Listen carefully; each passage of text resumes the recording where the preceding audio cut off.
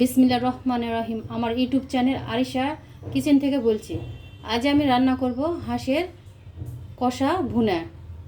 আমার নতুন নতুন ভিডিও পেতে সাবস্ক্রাইব করে চ্যানেলের পাশে থাকুন। ভিন্ন স্বাদে ভিন্ন পদ্ধতিতে হাঁসের ভুনাটা আমি রান্না করব, আপনারা দেখতে থাকুন। এখানে আমি হাঁসের মাংস নিয়েছি, কাঁচামরিচ, তারপরে শুকনো মরিচ, গুঁড়ো ঝাল, রসুন, আদা বাটা, তারপরে সব রকমের মশলা দিয়ে ঝাল লবণ সব দিয়েছি টেস্ট অনুযায়ী। এখন আমি এগুলো হাত দিয়ে মেখে নেব। হাত দিয়ে মাখলে একটা আলাদা একটা স্বাদ আসে।